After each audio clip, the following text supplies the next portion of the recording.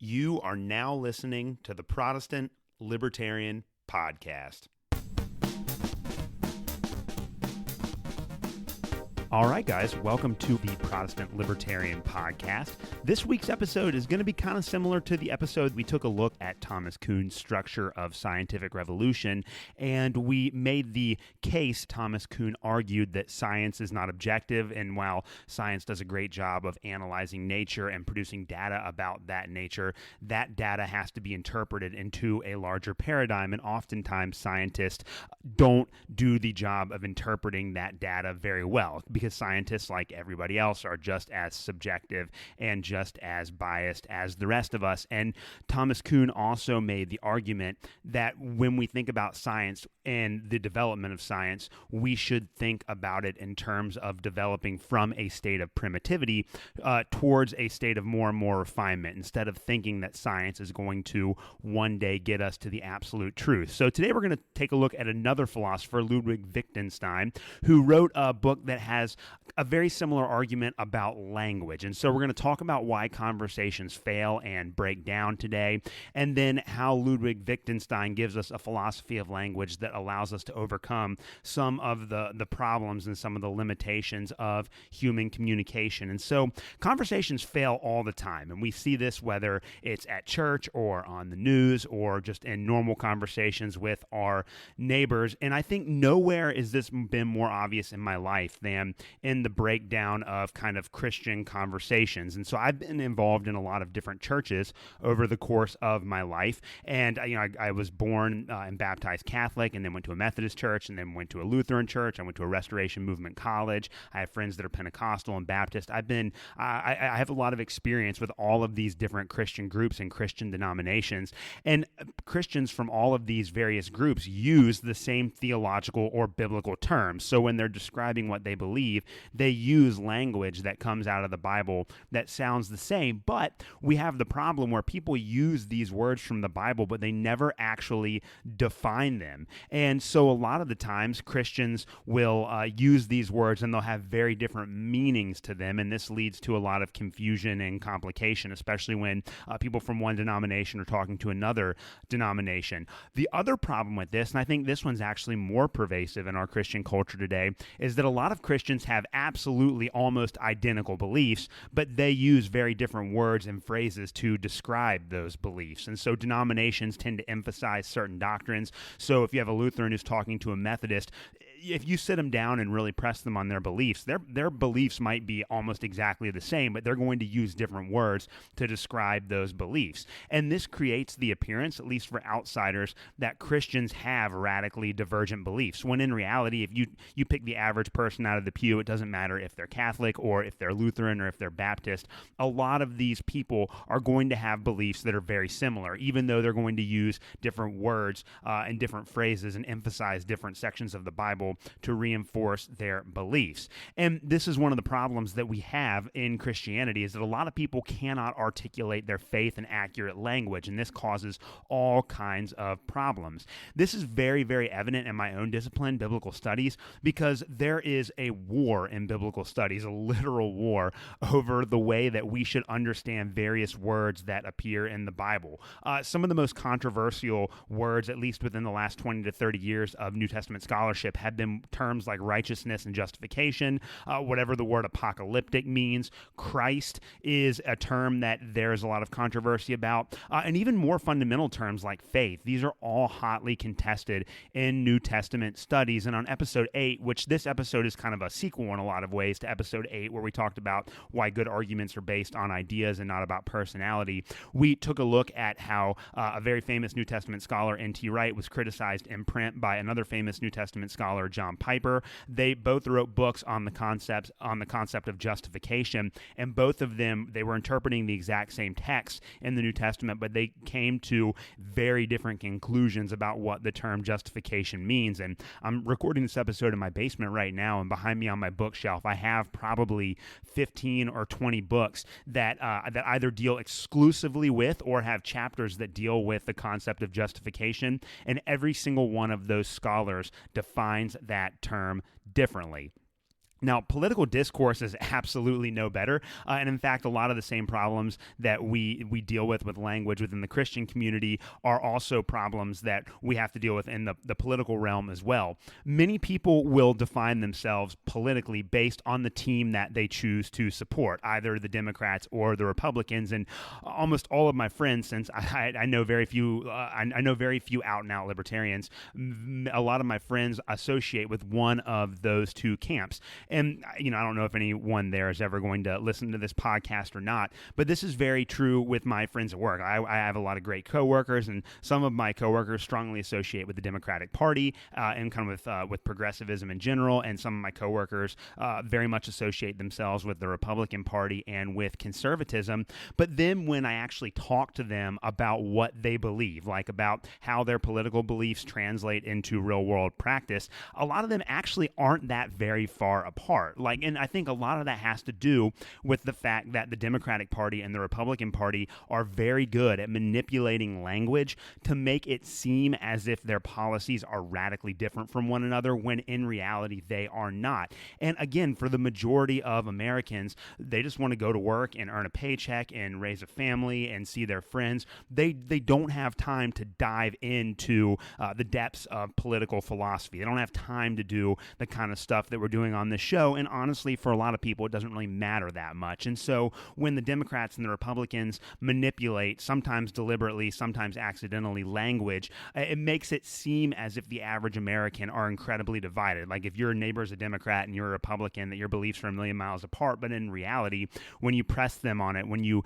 get behind the language that they use to describe their political beliefs, there's actually a lot of similarities between these groups of people. And one of the things that we're going to highlight today and kind of see if we can overcome is that conversations about both politics and theology often break down because conversation partners assume that their interlocutors, the people that they're having a conversation with, are basing their arguments on a common set of conceptual assumptions, but this is almost never the case. And so when someone who is committed to the Democratic Party and reads a lot of news that comes from progressive sources, has a conversation with somebody that associates with the Republican Party and consumes mostly news that comes from conservative sources, they're oftentimes going to use the same language in conversation, but mean radically different things by that language. And it's the fact that that language is not common, that we're not agreeing on a definition that makes people that makes it appear to people as if their beliefs are actually further apart than they are. So this is going to bring us to Ludwig Wittgenstein and his great philosophical work, Philosophical Investigations, which was published in 1953.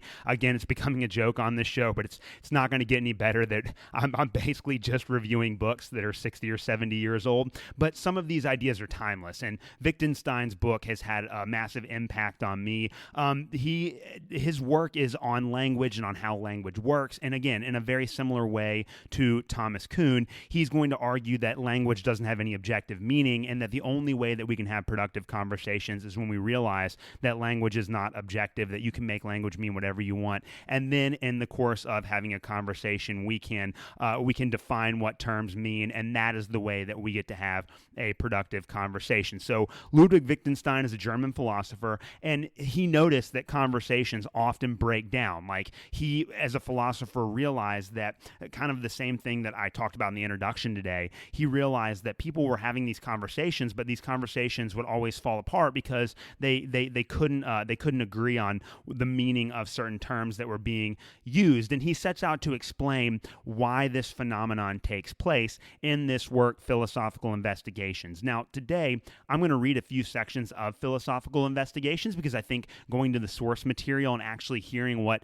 Wittgenstein has to say about this is incredibly important. And then once we get through some of the things that Wittgenstein says in Philosophical Investigations, we'll take a look at how this impacts the way that we as both Protestants and as libertarians can have productive conversations about our beliefs. So he outlines the kind of traditional understanding of language. And really, he quotes St. Augustine in St. Augustine's Confession. He does it in Latin, so I'm not going to read the Latin quotation to you today. But when Wittgenstein describes the traditional or normal understanding of language, this is what he says. He says, "It is this: the individual words in a language name objects, sentences or combinations of such names. In this picture of language, we find the roots of the following idea. Every word has a meaning. This meaning is correlated for the word, and it is the object for which this word stands. Augustine does not speak of there being any difference between kinds of words. If you describe the learning of language in this way, you are, I believe, thinking primarily of nouns like table, chair, loaf, and of people's names, and only secondarily of the names of certain actions and properties, and of the remaining kind of words as something that will take care of itself.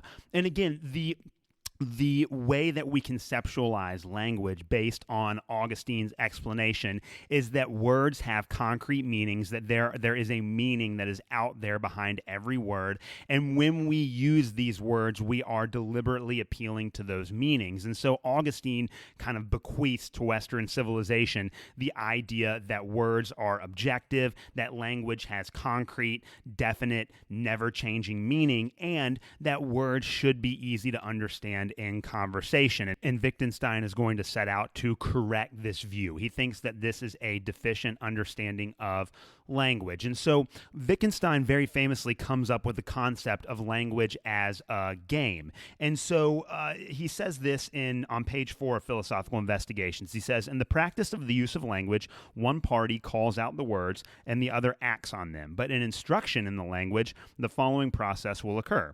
The learner names the objects, that is, he utters the word when the teacher points to the stone, and there will be this still simpler exercise. The pupil repeats the words after the teacher. Both of these being processes resembling language. We can also think of the whole process of using words in number 2, the section that we quoted, as one of those games by means of which children learn their native language. I will call these games language games, and will sometimes speak of a primitive language as a language game. And the process of naming the stones and of repeating words after someone might also be called language games. Think of much of the use of words in games like Ring Around the Roses. I shall also call the whole consisting of language and the actions into which it is woven a language game. And Wittgenstein is going to go on to develop this idea that when we learn language, it is like we are learning the rules of a game, like any other game that you play, whether it's basketball or whether it's soccer.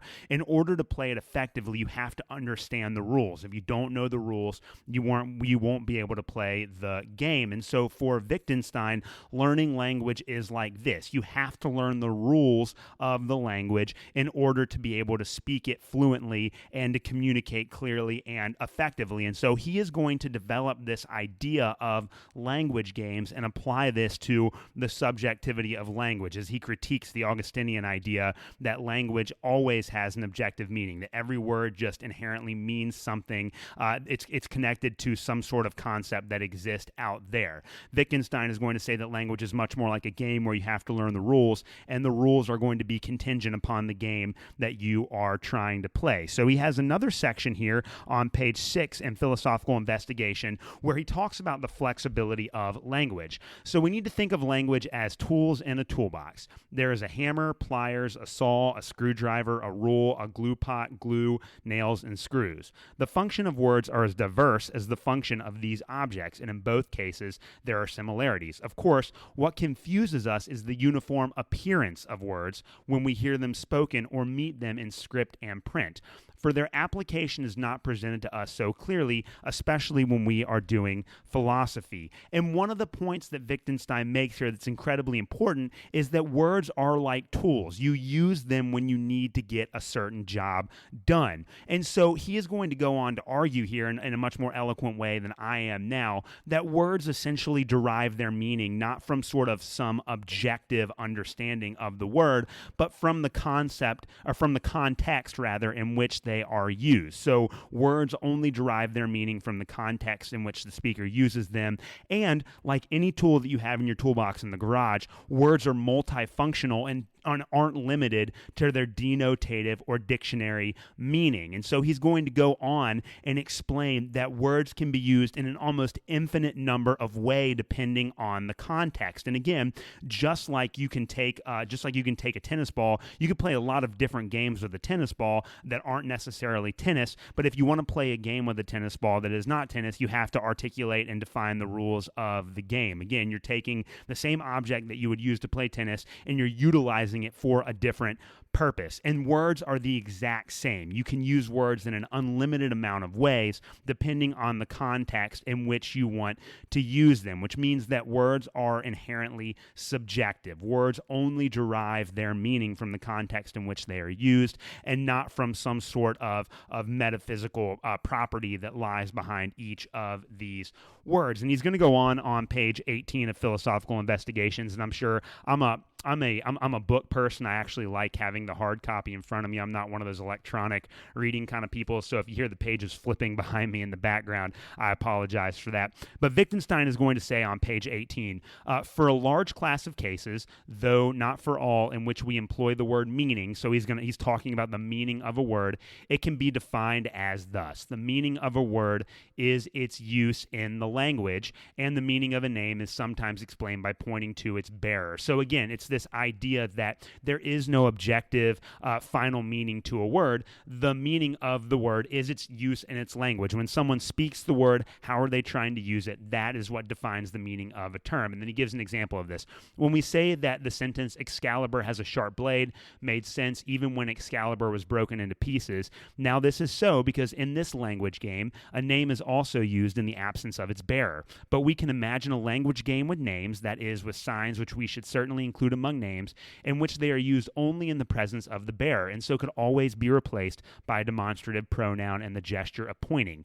The demonstrative this can never be without a bearer. It might be said so long as there is a this, the word this has a meaning too, whether this is simple or complex, but that does not make the word into a name. On the contrary, for a name is not used with, but only explained by means of the gesture of pointing. Again, giving examples of how words and concepts only derive their meaning from the content or from the context in which the speaker uses them. Again, there is no objective definition or objective meaning to any terms. They all come from the context in which they were used. And so he's going to more fully articulate his concept of a language game on page 27. So I'm going to read a little section here for you that defines his concept of language games. And Wittgenstein says, here we come up against the great question that lies behind all these considerations, all of the things that we've been talking about so far.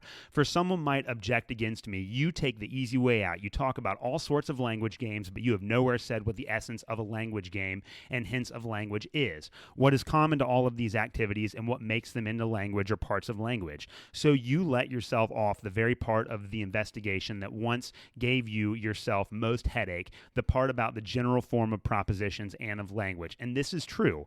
Instead of producing something common to all that we call language, I am saying that these phenomena have no one thing in common which makes us use the same word for all, but that they are all related to one another in many different ways. And it is because of this relationship or these relationships that we call them all language. I will try to explain this, and I'm going to read his explanation here, but for those of you guys who have been hanging on, I think you're starting to get the essence of what Wittgenstein is trying to say here. Again, that words derive their meaning from their context in the same way that a game can only be defined by the rules that you use to play it. So here's his explanation. Consider, for example, the proceedings that we call games. I mean board games, card games, ball games, Olympic games, and so on.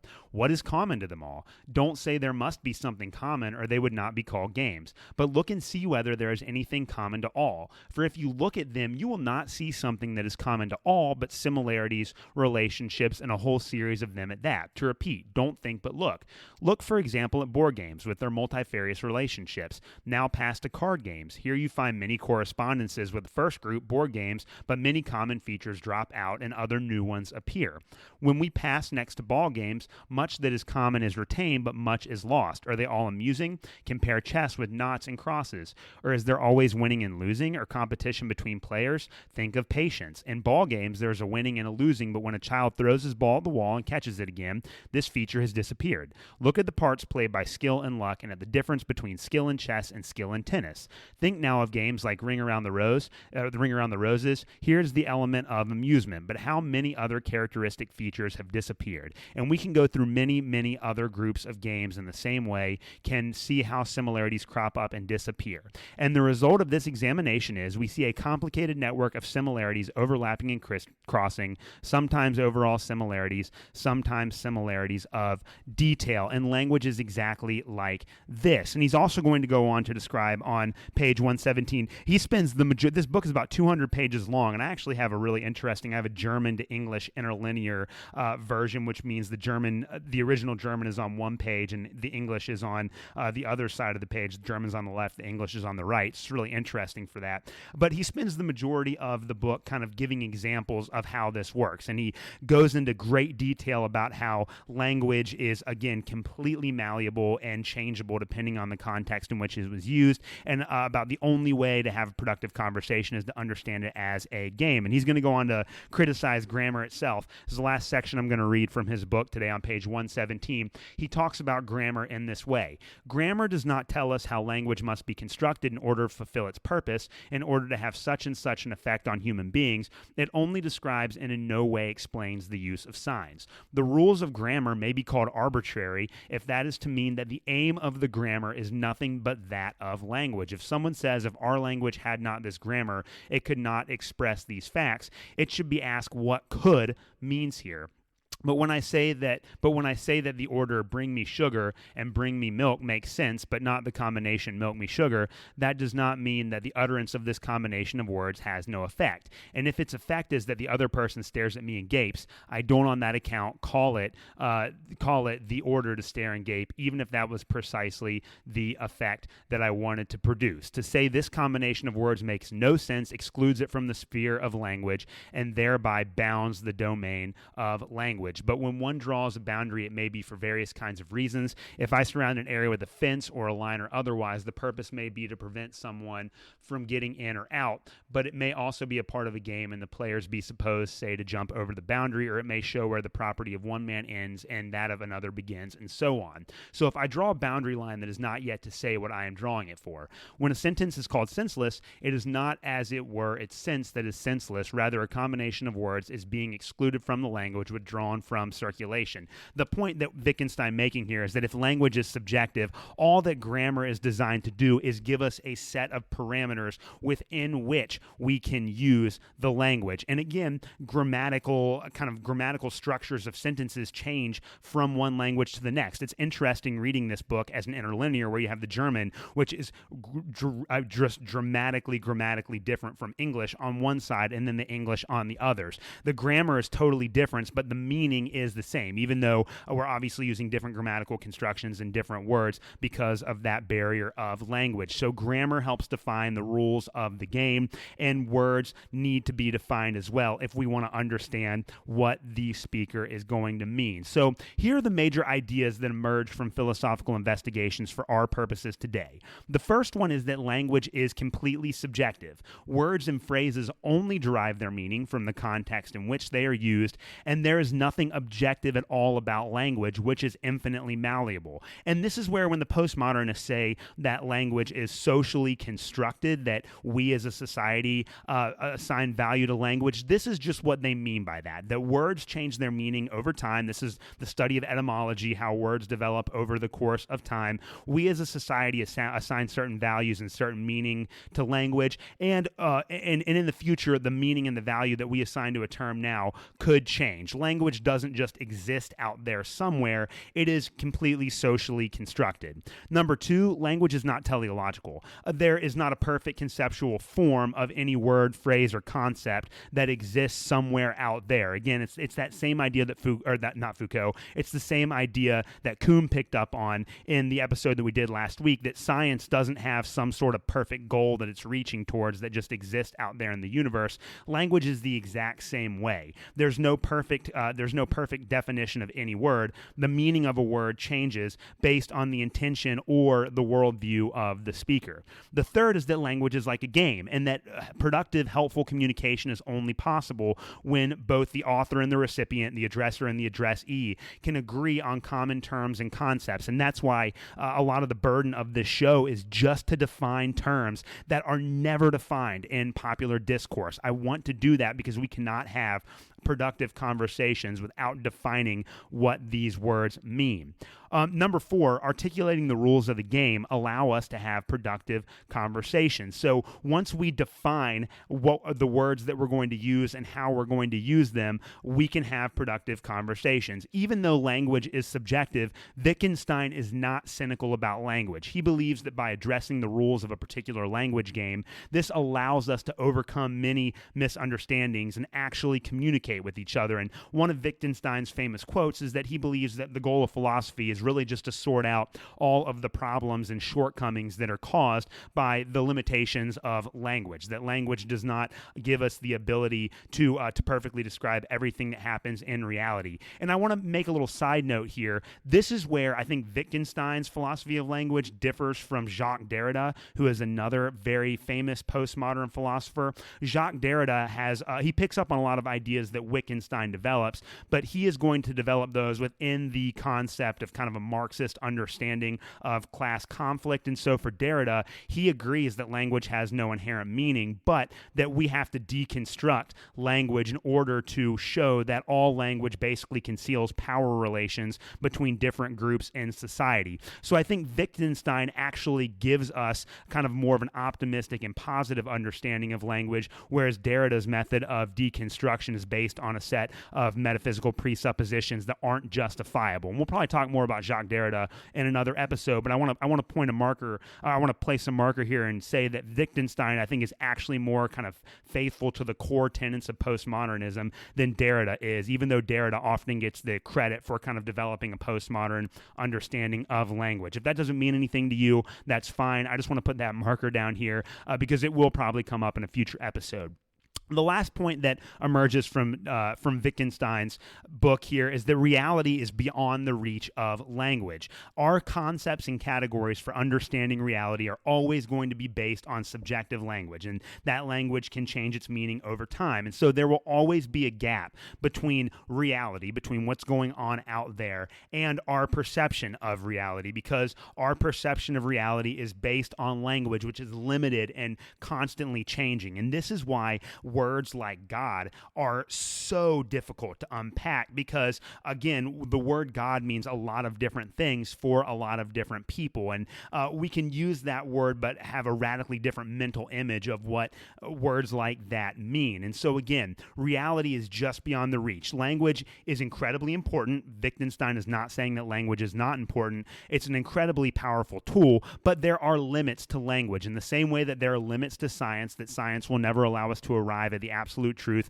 language will not allow us to get there either. And this is really one of the fundamental insights of postmodern epistemology, and this is why I think Foucault and Lyotard are so important in the way that they present their philosophy, because they approach the world with the understanding that we are limited by the subjectivity of language, and that language will never allow us to accurately and fully describe reality. It can do a really good job of getting us close to that if we define the terms of the game and if we have productive conversations based on shared definitions of what these words mean, but it will never get us there entirely. So with all of this in mind, how do we learn to have more productive conversations as Protestants and Libertarians? When we are in church, if you're a Protestant, we need to be aware that we might mean something when we use a word that is not the way someone else might use the exact same word. When we use common phrases like justification by faith or salvation, we need to always ask what our conversation partners mean by them. So we can't assume common meaning, especially since every Protestant tradition uses a similar vocabulary but attributes very different meaning to these theologically charged words. And again, I think this is too one of the reasons why Catholics and Protestants sometimes have a hard time getting along. We argue about things like justification by faith without realizing that Catholics mean something very different than they mean something very different by that phrase than we as Protestants might mean. And when we step back and define the terms, we can overcome that barrier. And I do get a chance to preach at my church every now and then. And every time I preach, if I use a theological term, I give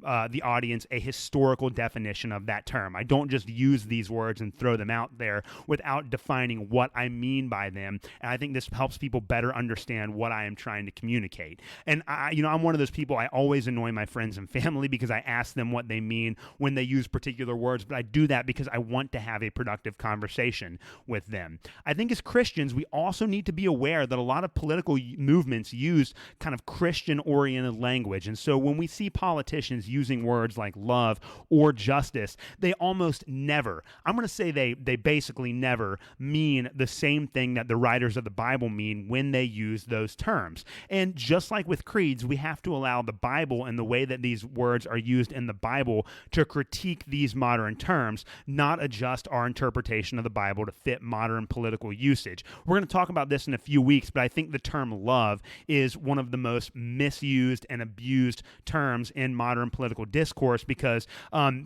anyone that disagrees with somebody's political platform is always accused of being unloving, whatever that means. But the biblical concept of love is just radically different than the way that it is used in politics. And we're going to talk about this on a show here in 2 or 3 weeks here. But it's very important to keep that in mind, that politicians and people in the media, they're always going to kind of appropriate terms that have very significant and highly specific meanings for Christians. And we have to assume as Christians that they are not using those terms in the same way as the writers of the Bible. And we should critique their understanding of those terms based on the Bible. And we need to have the same principle, I think, for politics as well, kind of diving into that. Defining terms helps us to have more productive conversations. We should reject all attempts to use words, especially highly emotive terms, as I said before, like hate and love, in obviously subjective and malicious ways. Disagreements don't equal hate, and we need to push back against that kind of idea. A great example of this is the term racism. You know, it used to be in the 1990s when I was a kid, we were taught that the word racism means when somebody has a particular prejudice against somebody else because of their race or because of the color of their skin. But it's very obvious that racism has been kind of twisted subjectively to now racism means anyone that disagrees with something that I believe. And that's unfortunately just the way that it's used. And to give you just a little bit of a trailer for what we're going to be talking about next week, the Mises Caucus takeover of the Libertarian Party has generated several mainstream media hit pieces where they've called the Mises Caucus a racist part of the libertarian movement. And we're going to talk about how that doesn't quite work next week. And again, all of this is based on the idea that language is completely subjective and we have to define what we mean by these terms if we want to have a productive conversation.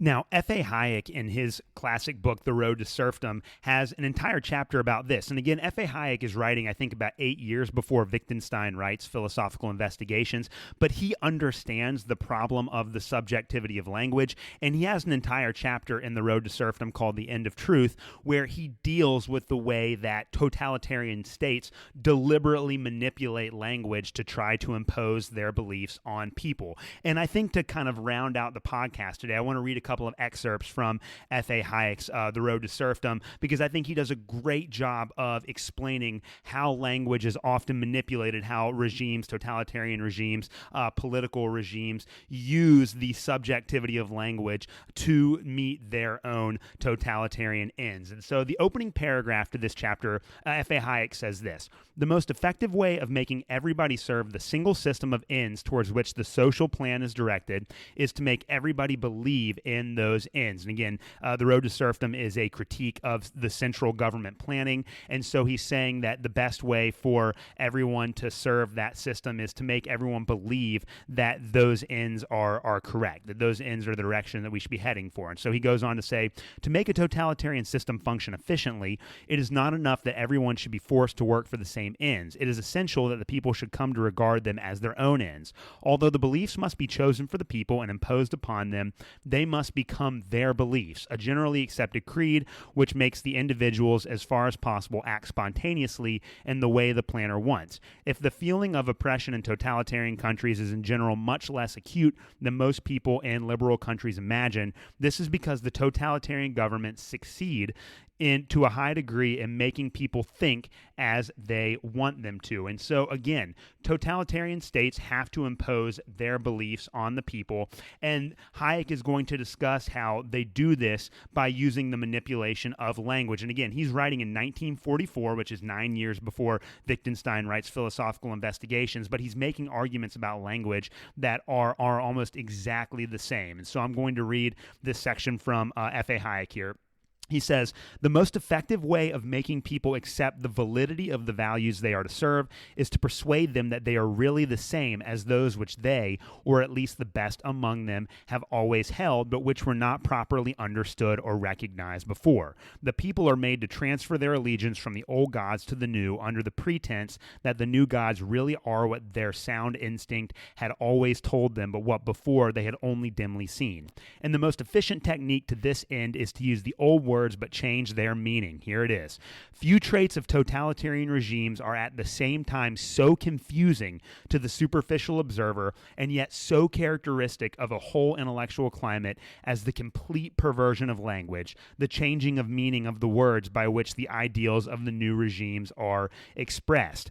Wow. I mean, this is exactly what Wittgenstein, this is exactly one of the corollaries of Wittgenstein's work. This is what we as Protestant libertarians should be worried about, the way that totalitarian regimes completely manipulate the meaning of words to kind of push their agenda on everyone else, to make it seem as if we've always agreed with the things that they said. He's going to go on here, F.A. Hayek is to talk about the word liberty, and this is a really important example of how regimes manipulate language. He says, the worst sufferer in this respect is, of course, the word liberty.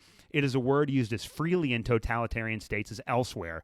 Indeed, it could almost be said, and it should serve as a warning to us to be on our guard against all the tempters who promise us new liberties for old, that whatever liberty as we understand it has been destroyed, this has almost always been done in the name of some new freedom promised to the people. Even among us, we have planners for freedom who promise us a collective freedom for the group, the nature of which may be gathered from the fact that its advocate finds it necessary to assume that naturally the advent of planned freedom does not mean that all earlier forms of freedom must be abolished. Dr. Karl Mannheim, from whose work these sentences are taken, at least warns us that a conception of freedom modeled on the preceding age is an obstacle to any real understanding of the problem. But his use of the word freedom is as misleading as it is in the mouth of totalitarian politicians. Like their freedom, the collective freedom he offers is not the freedom of the members of society, but the unlimited freedom of the central planner to do with society what he pleases. It is the confusion of freedom with power carried to the extreme.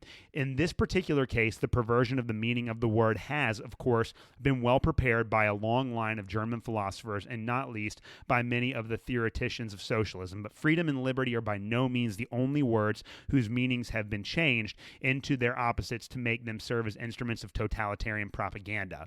We have already seen how the same happens to justice and law, right and equality. The list could be extended until it includes almost all moral and political terms in general use. And I don't have to draw any modern parallels to this. Those of you guys that have even been paying halfway attention to the way that the government's manipulated language over the last couple of years are going to agree with what Hayek says here. And he concludes, if one has not oneself experienced this process, it is difficult to appreciate the magnitude of this change of the meaning of words, the confusion which it causes, and the barriers to any rational discussion which it creates. Again, it completely defies the rules of the language game that Wittgenstein lays out. And again, Hayek recognizes this, that when totalitarian regimes manipulate language, it eliminates all, it creates a bunch of barriers to rational discussion. You cannot have a reasonable conversation. It has to be seen to be understood how, if one of two brothers embraces the new faith, after a short while he appears to speak a different language,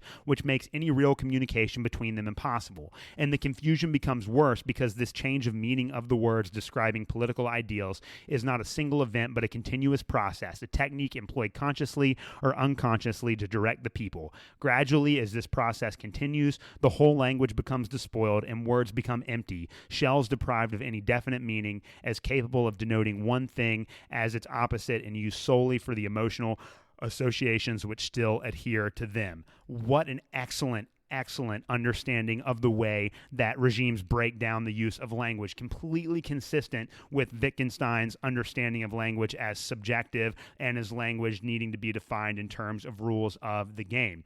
And Hayek, who, again, he's a great libertarian philosopher, a great libertarian economist, one of the greatest in the Austrian tradition, he acknowledges that it is the key characteristic of all of these totalitarian regimes to completely change the meaning of words to achieve their political ends. And we see this all the time today. And over the last 20 years, as long as I've been, kind of politically conscious, we've seen how language like freedom, and he talks about liberty and freedom, we've seen how the language of freedom has been used to oppress Muslims overseas. Remember that the Bush administration constantly used the language of liberty and freedom to justify these wars in Iraq and Afghanistan that delivered anything but freedom or justice to the people. And in fact, they were just a cover to oppress Muslims overseas. We've seen how the word justice is used to legitimate the confiscation of wealth and redistribution. Again, the idea behind social justice is that we have to take money from people that produce and give it to people that don't, which doesn't actually bear any meaning to the historical understanding of justice, but that's the way that term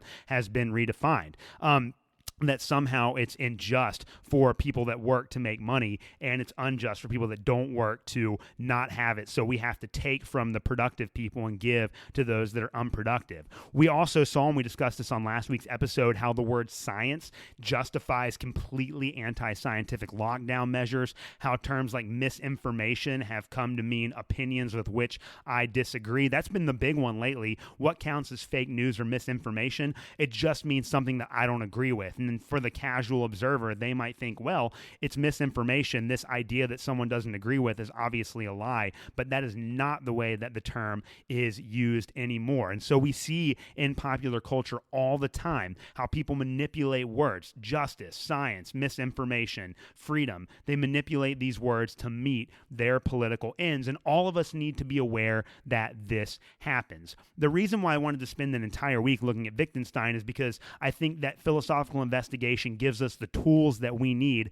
to analyze and critique the ever-shifting use of language and force people on all sides of these conversations that are based on linguistic understandings to step back, define terms, and establish the rules of the game. And for Protestants as well, if you believe in the authority of Scripture, we have to understand that the way that the way that translation committees translate the New Testament into English today, they might translate words with particular meanings that are completely unrelated to the way that those terms were used in their original historical context. And so in future episodes, when we dive into certain passages of the Bible and interpret them, we're always going to be aware of the fact that the way that we use language today is going to be different from the way that the original writers of the Bible used language. And again, this is the big positive that emerges from a reading of philosophical investigation. It allows us to understand that language is not objective, that language is very malleable and changeable, but it allows us to also have an opportunity to define the rules of the game